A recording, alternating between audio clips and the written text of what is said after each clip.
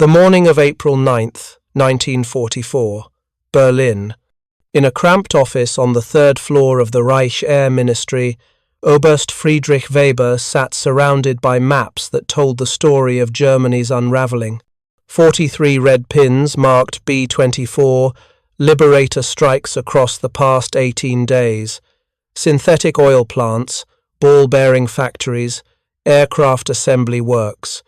The pins spread across the map like a rash, each one representing hundreds of tons of high explosive dropped from 25,000 feet. Weber was not like most Luftwaffe officers. He had never flown combat missions. He had never shot down an enemy aircraft. Before the war, he had been something the Reich had plenty of in 1933, but desperately lacked by 1944, a statistician. At the University of Göttingen, Weber had specialized in probability theory and pattern analysis. The Luftwaffe hadn't recruited him to fight. They'd recruited him to think. His task was impossible. Predict where the God, Americans would strike next from among thousands of potential targets scattered across Fortress Europe. The 8th Air Force, operating from England, could put up 2,000 heavy bombers on a good day. The 15th Air Force, flying from Italy, added another 1,300. Against this aerial armada, Germany's fighter defences were stretched to the breaking point, forced to guess, to react, always one step behind. But on this particular morning, as Weber cross-referenced timing data from the past 12 weeks of strategic raids, his hand stopped moving across the paper. His eyes narrowed. He rechecked the numbers. Then he checked them again. If you're enjoying this deep dive into the story, hit the subscribe button and let us know in the comments from where in the world you are watching from today. The pattern was there, hidden in plain sight. Schweinfurt's ball-bearing plants. First raid at 8 in the morning, second raid at 2 in the afternoon. 6 hours. The Ploesti oil, refineries in Romania, morning strike at 9, follow-up at 3. 6 hours. Regensburg's Messerschmitt factories, 10 o'clock, then 4 o'clock. 6 hours. Weber felt his pulse quicken. He pulled reports from February, from January, from December of 43. The strategic raids, the ones targeting Germany's industrial capacity to wage war, followed a rhythm.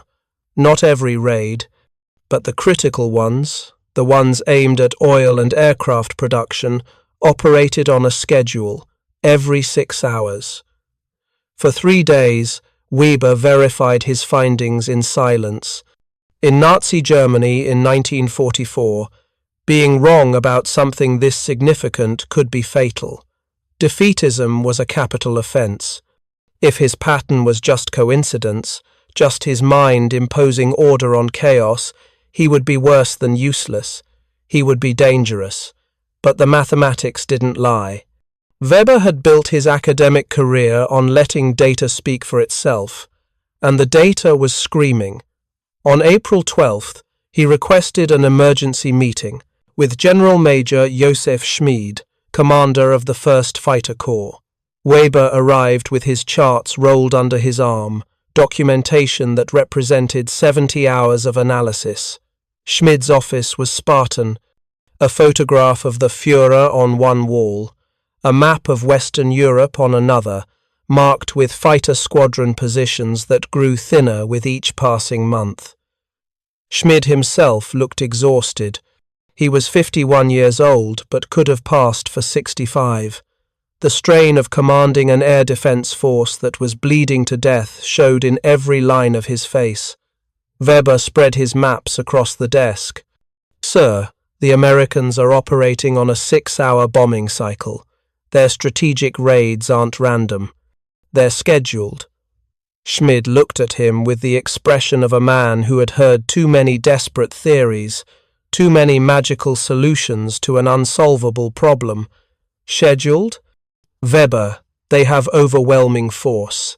They bomb wherever they want, whenever they want. There's no schedule. There's just mathematics, their numbers against ours. But Weber persisted. He walked Schmid through the data. 47 major raids over 12 weeks. When you isolated the attacks on critical war production refineries, synthetic fuel plants, aircraft factories, the pattern was undeniable. The Americans were hitting these targets in waves, separated by approximately 6 hours. Schmid studied the charts.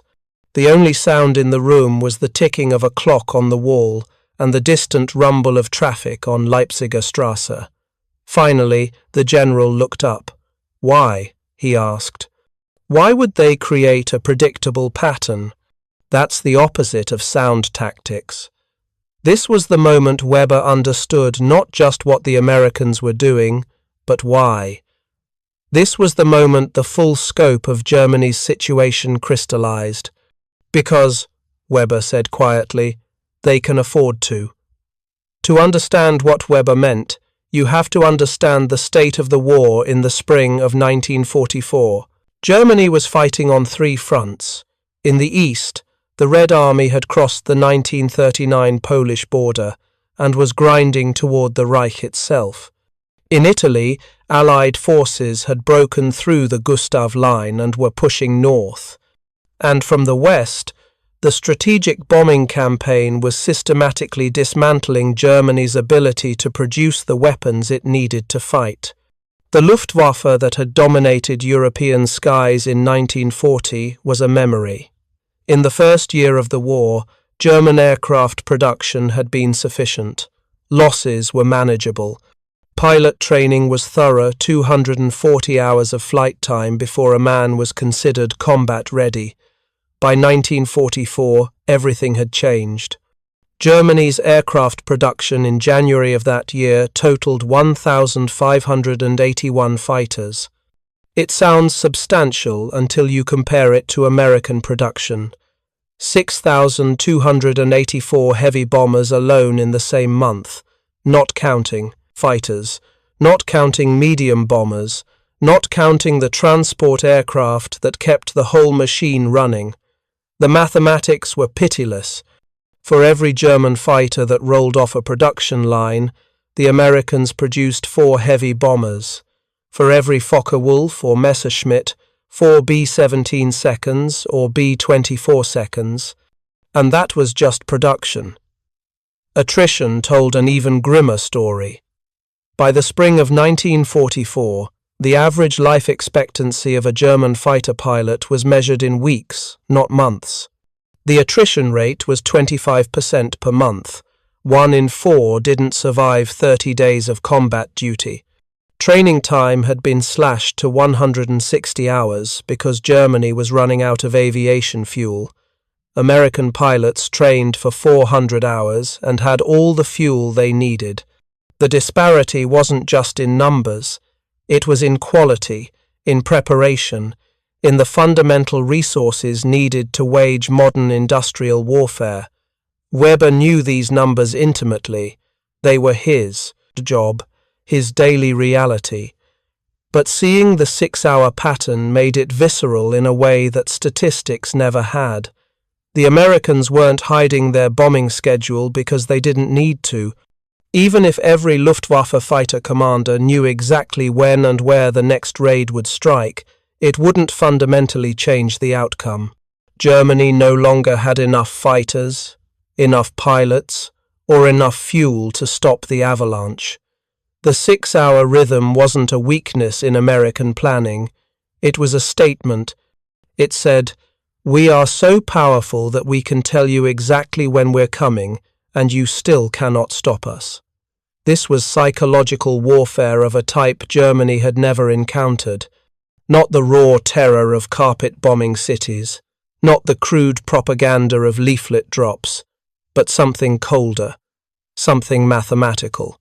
The demonstration that Allied material superiority was so complete that predictability didn't matter.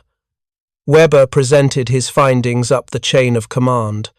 His proposal was straightforward. Use the 6-hour pattern to concentrate defensive resources. If a major industrial target was hit at 9 in the morning, marshal every available fighter for a coordinated defense at 3 in the afternoon. Don't waste fuel on random patrols. Position anti-aircraft batteries based on predictive timing. Make the Americans pay the highest possible price for their methodical destruction. The response from Luftwaffe command was mixed, and the divisions revealed something about the nature of the regime Weber served. Some officers grasped the value immediately. If you couldn't stop the American bombers, at least you could inflict casualties that might slow the campaign. Fighter groups that embraced Weber's analysis began timing their operations differently. Instead of scrambling fighters continuously and running out of fuel, they landed their aircraft after the first raid wave, refueled, rearmed, and launched in time for the predicted second wave. But other officers, particularly those close to Reichsmarschall Göring, rejected Weber's findings entirely. Not because the data was wrong, but because acknowledging the pattern meant acknowledging American superiority. It meant admitting that Göring's repeated promises about Luftwaffe invincibility were lies. It meant confronting the reality that Germany was losing the air war so badly that the enemy could operate on a schedule. In the Third Reich in 1944, reality was whatever the Führer and his inner circle needed it to be. Evidence that contradicted the official narrative wasn't debated, it was suppressed. Officers who spoke too candidly about German weaknesses found themselves reassigned to the Eastern Front, or worse. Weber walked a delicate line. He presented his analysis as a tool to inflict maximum damage on the enemy, not as evidence of inevitable defeat. He framed the 6-hour pattern as an American vulnerability to be exploited, even though he understood it was precisely the opposite. On April 29, 1944, Weber's predictions faced their first real test. Intelligence intercepts indicated that the synthetic oil production facility at Leuna, one of Germany's most critical fuel sources, would likely be targeted that morning. Weber calculated that a follow-up raid would arrive at 3 o'clock in the afternoon 6 hours later. At 9:22, the first wave of B-24 Liberators appeared in the skies over Leuna. The Luftwaffe scrambled every available fighter within range. It was a respectable defensive effort. German pilots were outnumbered but fought with desperate skill. 11 bombers were shot down, but the plant was hit hard. Over 200 tons of high explosives struck the facility. Then came the crucial decision point. Most Luftwaffe commanders would have kept their fighters aloft, burning precious fuel on patrol, waiting for the Americans to return at some unpredictable time. But the officers who believed Weber's analysis did something different. At 11 o'clock, they landed their fighters, refueled them, rearmed them, let the pilots eat a hot meal and rest for 90 minutes. Then, at 2:30 in the afternoon, they launched again. At 3:02, exactly 6 hours after the first raid, the second wave of B-24 seconds appeared over Leuna. The Luftwaffe was waiting. Messerschmitt Bf-109 and Focke-Wulf WW-190s fell on the American formation like hornets. The bombers had fighter escort, but the Germans had height advantage and numerical concentration at the critical moment. 23 B-24 seconds went down that afternoon. It was one of the most effective defensive actions of 1944. Weber's pattern had held. The prediction was accurate down to a 15-minute window. But here's the devastating irony that Weber understood even as his colleagues celebrated. It didn't matter. The plant was still destroyed. The second bomber wave, despite losing 23 aircraft, still dropped 380 tons of ordnance. The Leuna facility's synthetic fuel production dropped by 92%. It would take 6 weeks to restore even partial operations. Germany's fighters needed that fuel. Those same Messerschmitts and Fokker-Wulfs that had just proven Weber's prediction correct were now facing grounding because they'd failed to stop the raid they'd anticipated. Weber had discovered the pattern. He'd proven the pattern worked as a predictive tool. The pattern had allowed the Luftwaffe to inflict significant casualties, and it changed nothing. In May of 1944, Weber began keeping a personal journal. It wasn't military documentation. It was something more intimate, more desperate. His entries from that month reveal a man wrestling with a unique form of torture, the agony of understanding what cannot be changed. May 18th, 1944.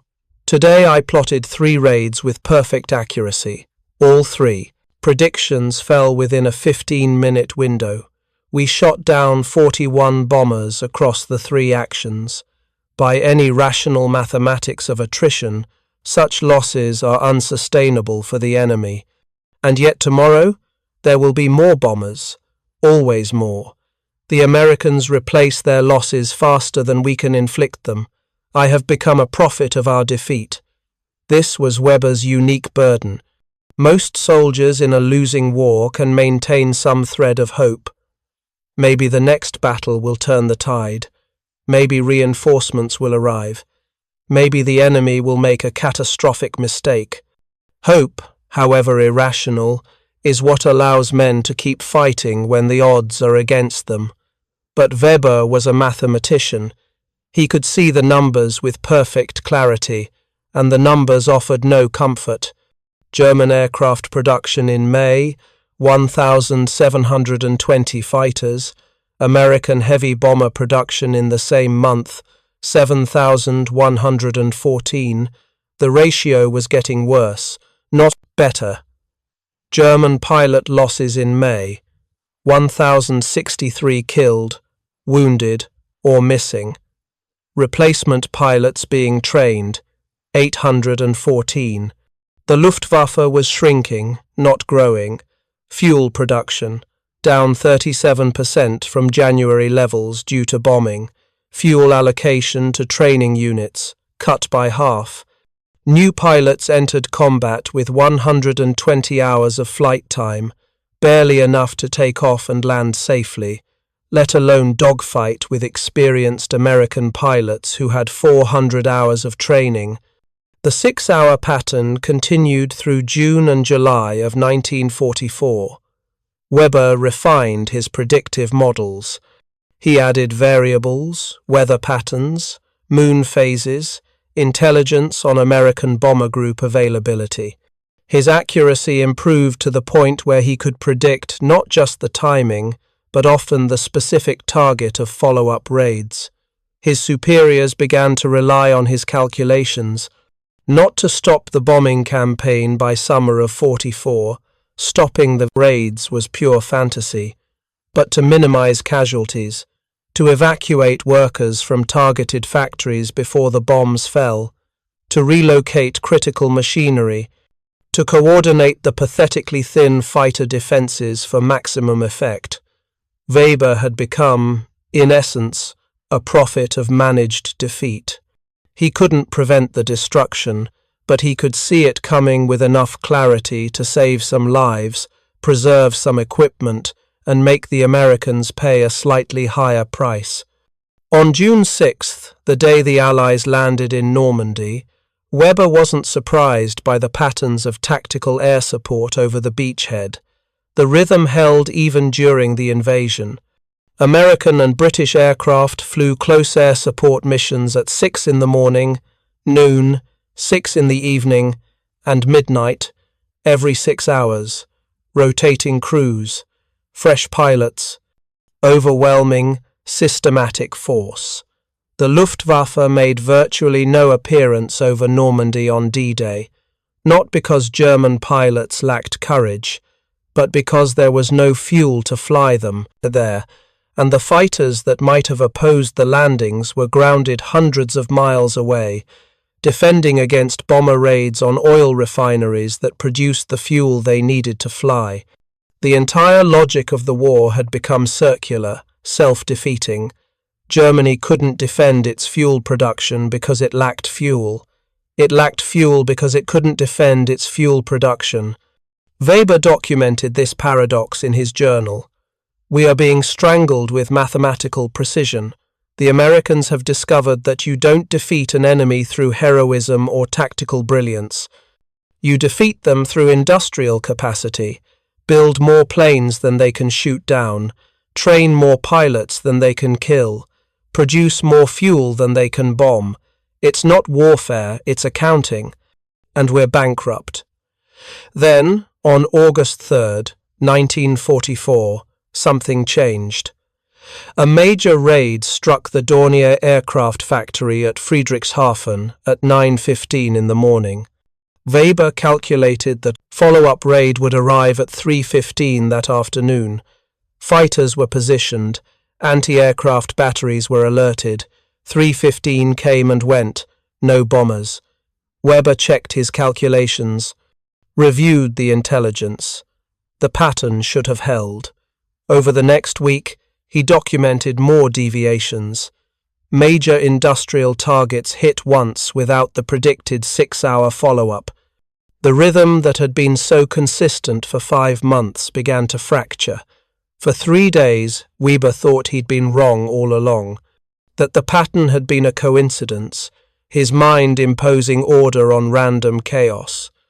The possibility haunted him. Had he wasted months? Had his predictions been luck, confirmation bias, the desperate attempt of a losing side to find meaning in meaninglessness? It took him a week to understand what had actually happened, and when he did, the realization was worse than being wrong. The Americans hadn't stopped using the 6-hour pattern because it was discovered, or because it was flawed. They'd abandoned it because they didn't need it anymore. By August of 1944, the United States Army Air Forces had such overwhelming superiority that they could bomb around the clock without any pattern whatsoever. They had enough bombers to strike targets continuously, enough crews to rotate without exhaustion, enough fuel to fly whenever weather permits, enough fighter escorts to suppress what remained of the Luftwaffe. The 6-hour schedule had been a transitional tactic, a way to maximize bombing efficiency during the build-up phase of the campaign, a method to coordinate multiple bomber groups attacking the same industrial complex while they were still developing their full strength. Now that they had achieved absolute air superiority, the Americans could abandon the pattern entirely. They could bomb at 8 in the morning, at 11, at 4 in the afternoon, at 9 at night. There was no schedule because there was no need for one. The pattern Weber had discovered wasn't a weakness. It had been a phase, and Germany had been too weak to exploit it even when it existed. If you find this story engaging, please take a moment to subscribe and enable notifications. It helps us continue producing in-depth content like this. Weber's journal entry from August 10th, 1944, is one of the most haunting documents from the air war. The pattern has dissolved. Not because we countered it, but because the Americans have evolved beyond needing it.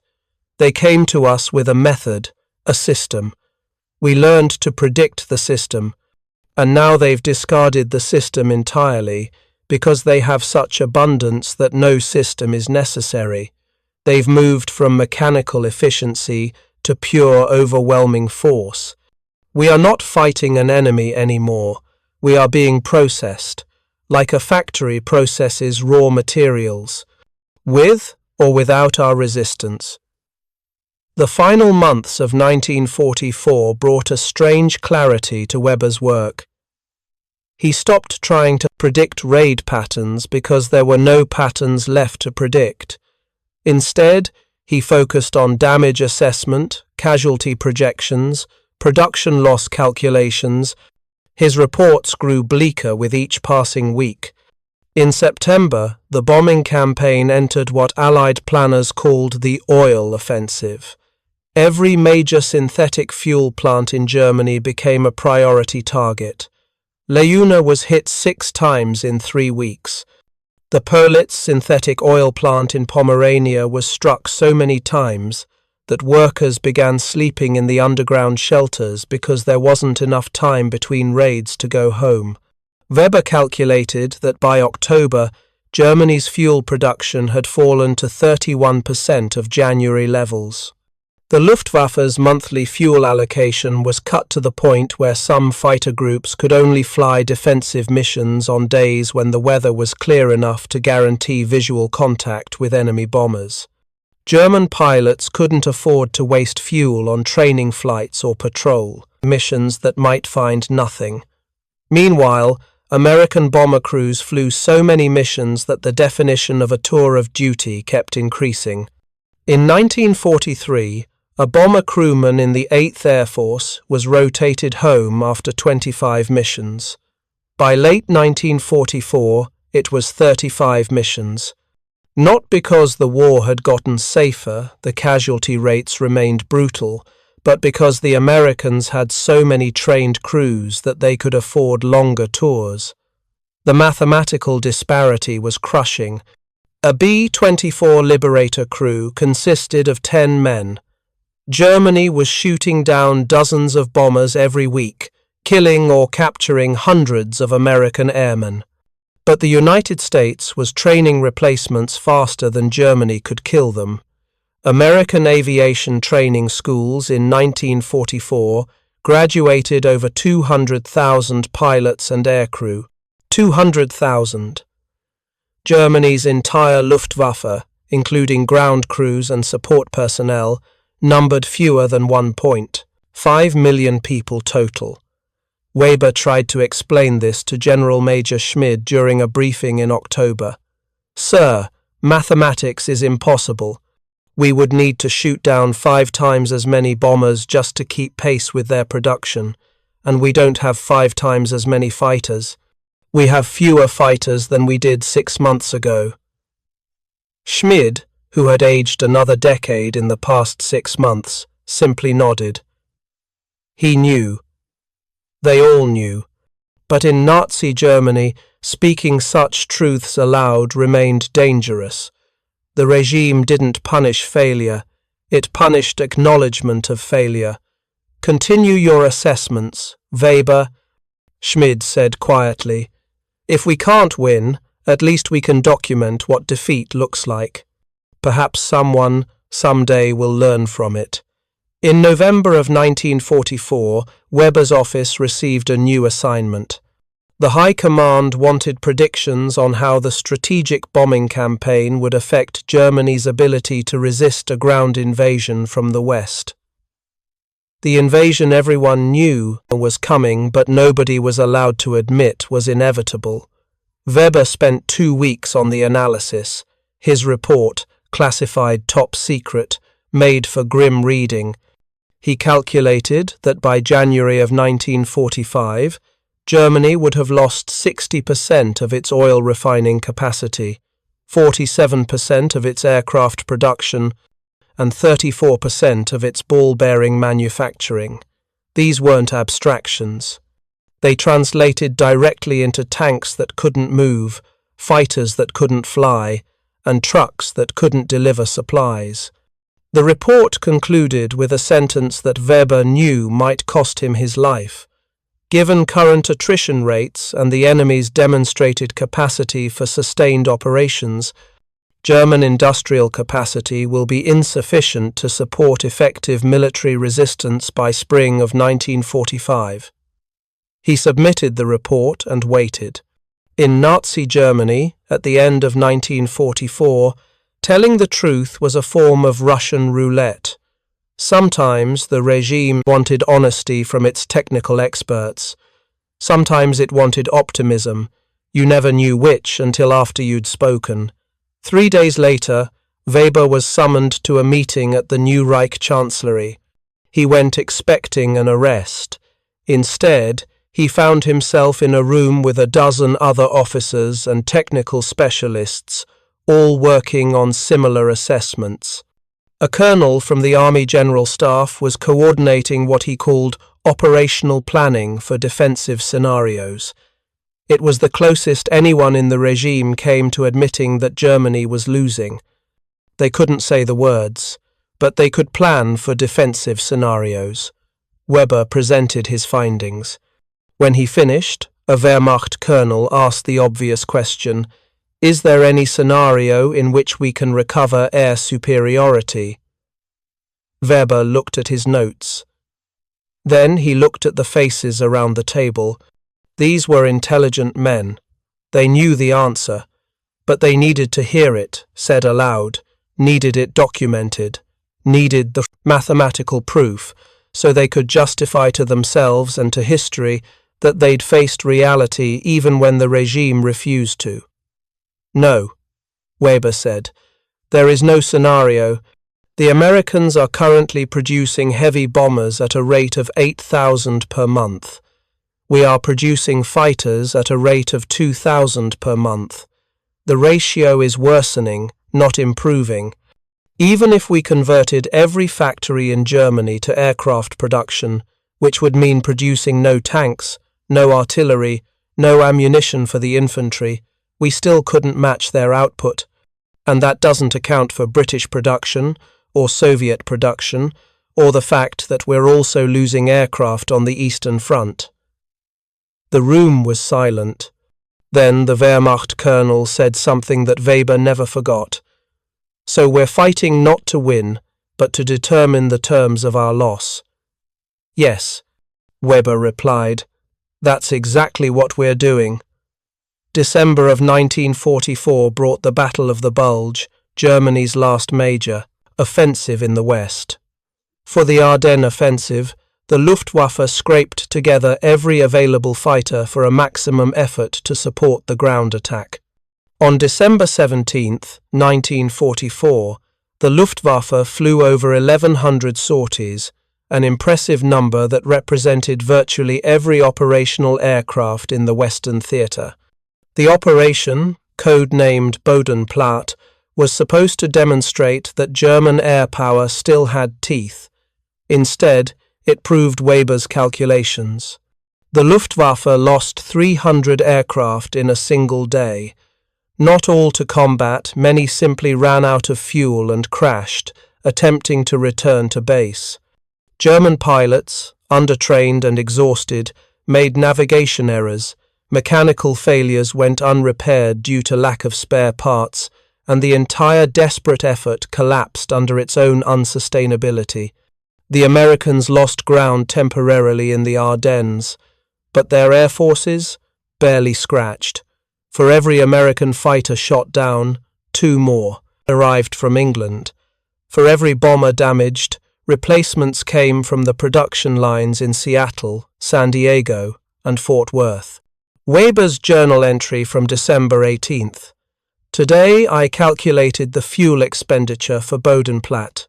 We burned 2.3 million litres of aviation fuel for a single day's operations.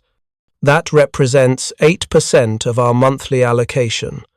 For one day, the Americans burn that much fuel every 6 hours and barely notice. We threw everything we had at them, and it was like throwing stones at an avalanche." As 1944 became 1945, Weber's routine changed. There were fewer predictions to make because the Americans had stopped being predictable. They bombed constantly, from multiple directions, at all hours when weather permitted. The elaborate tracking systems Weber had developed became almost useless. There was no pattern to analyze because there was pattern everywhere, chaos that looked random but was actually the product of such overwhelming force that systematic planning was no longer necessary. In January of 45, Weber began preparing to destroy his records. He'd accumulated thousands of pages of analysis, tracking data, and statistical projections. It represented 18 months of meticulous work, but as Soviet forces advanced from the east and American forces pushed from the west, Weber understood that these documents had become dangerous.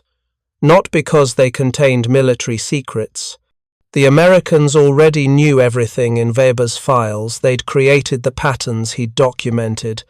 No, the documents were dangerous because they were proof, mathematical, irrefutable proof that Germany's defeat had been inevitable, that the regime's promises of wonder weapons and final victory had been lies, that men like Weber, loyal to their duty if not to the party, had known the truth and been powerless to speak it. On February 4th, 1945, Berlin experienced one of the war's heaviest raids. Over 900 heavy bombers struck the city centre.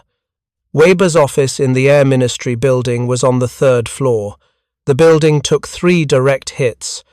Weber survived in the basement shelter, but when he emerged 12 hours later, his office no longer existed.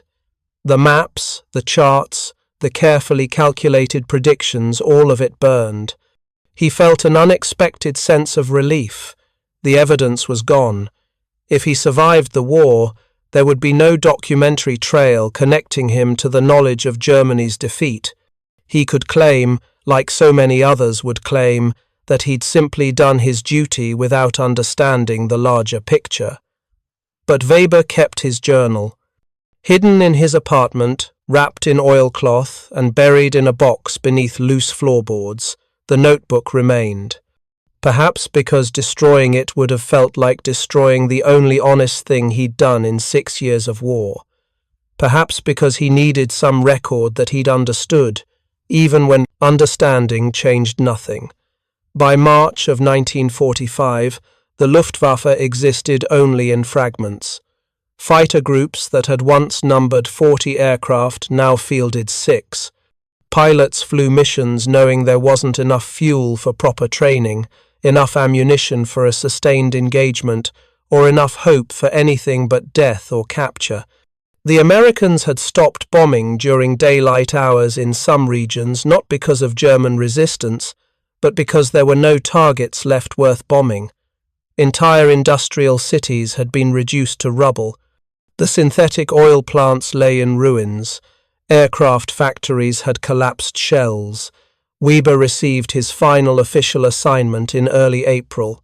The Air Ministry was evacuating Berlin.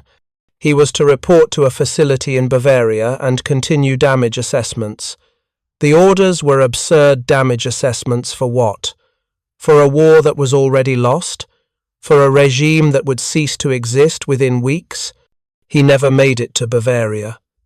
On April 22nd, 1945, Soviet artillery began shelling Berlin. Weber's apartment building was hit on April 24th. He survived again, this time sheltering in the U-Bahn tunnels beneath the city. On May 2nd, 1945, Berlin surrendered.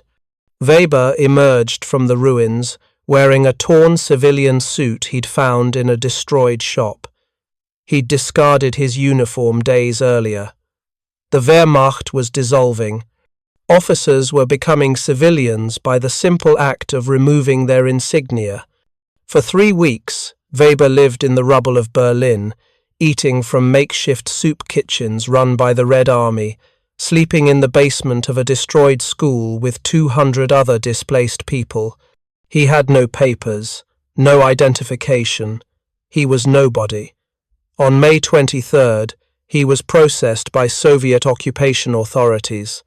They were looking for high-ranking Nazis, war criminals, and technical specialists who might be useful to the Soviet Union. Weber told them he'd been a clerk in a food distribution office. They believed him or didn't care enough to investigate. He was given a temporary residency permit for the Soviet sector and sent to clear rubble from the streets. For 6 months, Weber hauled bricks. 8 hours a day, 6 days a week, he cleared the ruins of Berlin 1 stone at a time. It was mindless, exhausting work, and it saved his sanity. After 18 months of calculations and predictions and the torture of understanding Germany's defeat, physical labor was a mercy. In November of 1945, The American occupation authorities in the western sectors put out a call for technical specialists to assist with reconstruction planning. Weber, using papers he'd obtained on the black market that identified him as a civil engineer, applied for a position with the American military government in Munich. The Americans were desperate for anyone with technical skills who wasn't obviously a war criminal. Weber's interview lasted 20 minutes. They asked about his engineering experience. He invented a career designing municipal water systems. They asked if he'd been a Nazi Party member. He said no, which was true. He'd been Luftwaffe, but the Americans seemed to think the Luftwaffe was less problematic than the SS or Gestapo. They hired him. By December of '45, Weber was working for the United States Army, helping plan the reconstruction of Munich's damaged infrastructure. The irony was almost too perfect to bear. He spent his days in meetings with American officers, many of them former bomber crew members or fighter pilots. Men who had participated in the campaign he'd spent 18 months tracking. They were polite, professional, strangely free of triumphalism. They treated him as a colleague, not a defeated enemy. One day in January of 1946, Weber found himself in a meeting with Captain James Henderson, a civil affairs officer who'd flown B-24 seconds with the 451st Bomb Group. The meeting was about water purification systems, but afterward, as they walked to lunch, Henderson mentioned his wartime service. "Flew 37 missions," Henderson said casually, "hit every major city in Germany at least once, Munich 3 times. Weber nodded, saying nothing, but something in his silence must have communicated more than he intended, because Henderson looked at him carefully. "You were Luftwaffe, weren't you?" Henderson said. Not accusatory, just observant. Weber considered lying. Then he thought about the journal still hidden in Berlin, the calculations he'd made, the patterns he'd discovered. What was the point of hiding anymore? "Yes," he said, "intelligence. I tracked your bombing campaigns." Henderson stopped walking. Tracked them how? And so Weber told him about the 6-hour pattern, about discovering that the American strategic raids operated on a schedule, about predicting raids with 15-minute accuracy and watching the pattern hold for months. Henderson listened without interrupting. When Weber finished, the American officer was quiet for a long moment. Then he said something that Weber had never expected to hear. "Yeah, that was deliberate. We called it rhythmic pressure. Hit them at breakfast, hit them at dinner, keep the factories shut down all day, make the workers too afraid to show up. We figured you guys would catch on eventually, but," he shrugged, "by the time you did, it wouldn't matter." Weber felt something break loose inside him. For 18 months, he'd carried the weight of his discovery. The pattern had seemed like a secret, a vulnerability, something Germany might have exploited if only the regime had been rational enough to listen. But it hadn't been a secret at all. It had been deliberate, intentional. A message written in high explosive that said, "We are so powerful we can tell you exactly when we're coming, and you cannot stop us." "Did you know?" Weber asked, his voice barely above a whisper. "Did you know we had discovered the pattern?" Henderson shook his head. "Intel never mentioned it. But honestly, it wouldn't have mattered if you'd broadcast it on the radio. We had the bombers, we had the fuel, we had the crews rotating in faster than you could train replacements. You could have known every target for the next month and—" He paused, perhaps recognizing the cruelty of what he was about to say. Then he said it anyway, because it was true. "You still couldn't have stopped us." Weber nodded slowly. This was the thing he'd understood alone in his office in Berlin. The thing he'd tried to communicate to his superiors. the thing the regime had refused to accept. Germany hadn't lost because of strategic failures or tactical mistakes. Germany had lost because the other side had more planes, more pilots, more fuel, more bombs, more of everything. That's what I tried to tell them, Weber said. But in Germany, we weren't allowed to understand our own defeat. Henderson looked in disdain. Uncomfortable. I'm sorry, he said, and Weber believed he meant it. They finished lunch in silence. Afterward, they went back to planning water systems for Munich, two men who'd been enemies 18 months ago, now colleagues in reconstruction. Weber never returned to Berlin. The city was divided, half under Soviet control, half under Western occupation. His journal remained where he'd hidden it, beneath the floorboards of an apartment that probably no longer existed in a building that had likely been demolished. In 1948, Weber accepted a position teaching mathematics at a technical school in Stuttgart. Not statistics, not probability theory, just basic mathematics for engineering students. He told colleagues that his specialty had been too abstract, too disconnected from practical application. In truth, he couldn't bear to return to pattern analysis. The subject had been poisoned for him. He married in 1950. A widow named Margaretha who'd lost her first, a husband in Stalingrad.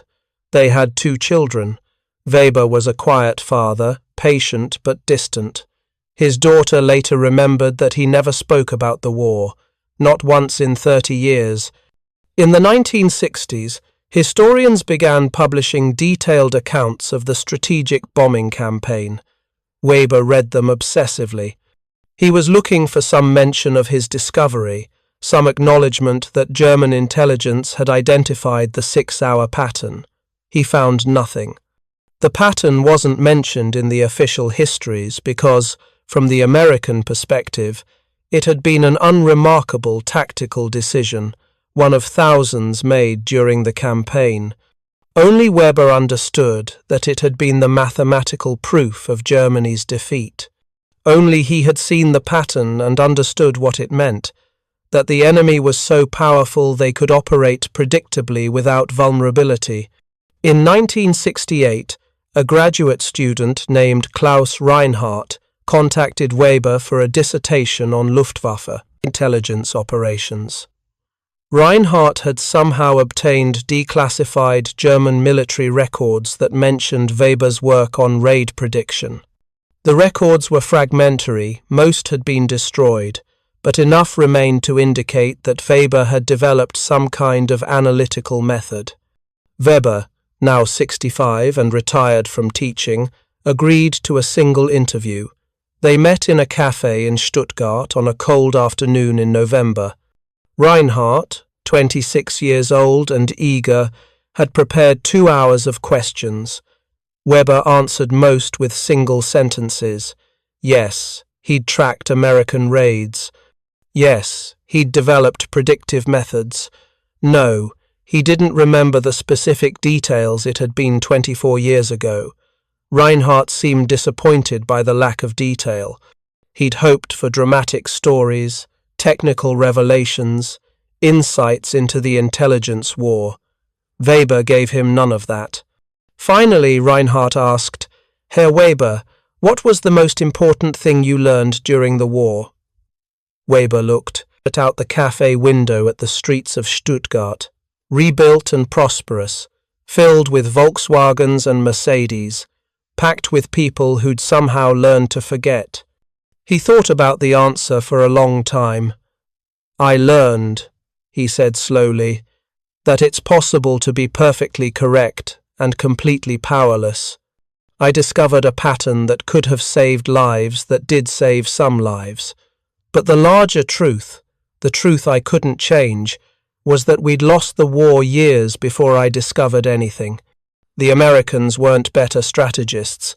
They were simply more planes, more pilots, more fuel, more bombs, more of everything.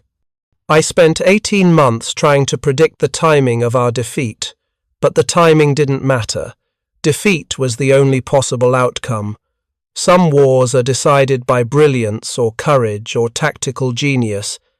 This one was decided by production capacity, by factories in Detroit and Seattle, by oil refineries in Texas, by the unglamorous mathematics of industrial warfare. That's what I learned, that in modern war, genius cannot overcome resources, will cannot overcome supply chains, faith cannot overcome fuel. Reinhardt wrote it all down. His dissertation, completed in 1970, mentioned Weber's work in a single footnote. The 6-hour pattern rated 2 sentences in a 400-page manuscript. From the historian's perspective, it was a minor detail in a vast campaign, but Weber kept a copy of those 2 sentences. He had them framed and hung them in his study, not as a trophy, as a reminder that the most profound revelations of one's life might be footnotes to everyone else. Friedrich Weber died in 1979. Among his papers, his widow found a single page, typed on an old mechanical typewriter. It was dated April 9th, 1944, the day he'd discovered the pattern. His daughter asked if it should be donated to a military archive. Margaretha said no. She burned it, but not before reading it.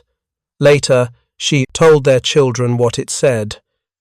Today I learned when we will lose the war, not in which month or which year that I cannot calculate, but I now know the shape of our defeat.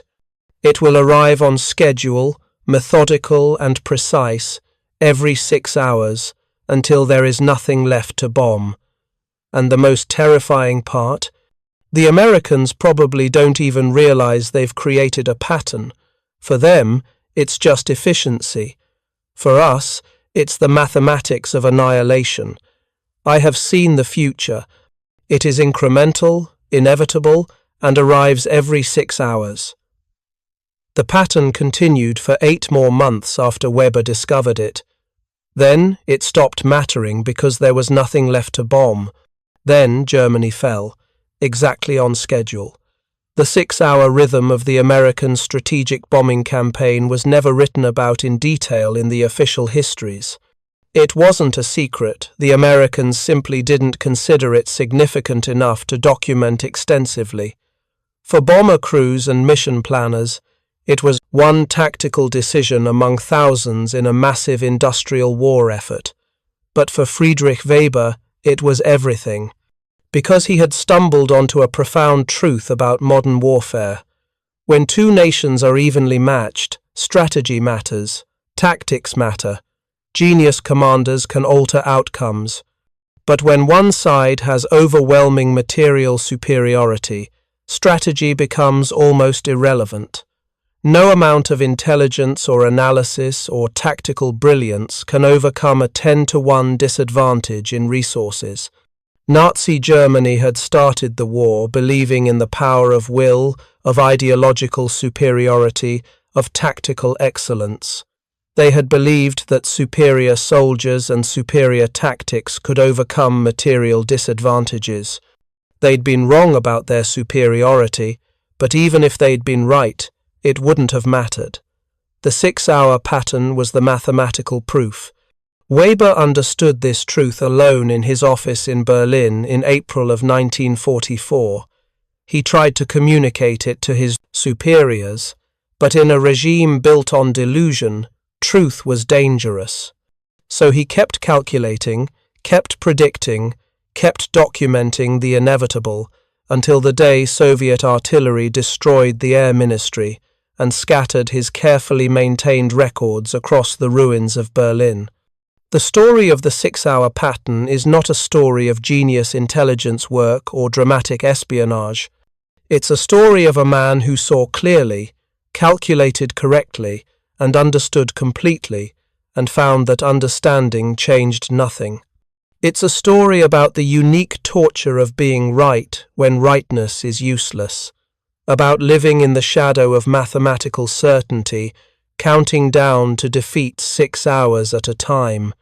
In the end, Weber's discovery saved perhaps a few hundred lives, workers evacuated before raids, pilots positioned to inflict maximum casualties on the bomber formations, equipment relocated before destruction. In the scope of a war that killed 60 million people, it was insignificant. But for the men and women whose lives were saved because Weber predicted a raid 15 minutes before it occurred, perhaps it mattered. For the Luftwaffe pilot who shot down a B-24 because his fighter had fuel in the tank, because Weber's calculations allowed efficient resource allocation, perhaps it mattered. History is written by those who win. The 6-hour pattern merits no monument, no memorial, no place in the grand narratives of how the Allies defeated Nazi Germany. It was a footnote, a minor tactical detail, a rhythm in the machinery of industrial warfare. But for Friedrich Weber, it was the moment he understood that his nation was being destroyed with mathematical precision, and that understanding, that terrible clarity, was both his greatest achievement and his deepest burden. The bombers came every 6 hours, until they didn't need to anymore, until Germany ran out of targets, until the pattern dissolved into chaos and collapse and defeat, exactly on schedule. Thank you for reading. For more detailed historical breakdowns, check out the other videos on your screen now, and don't forget to subscribe.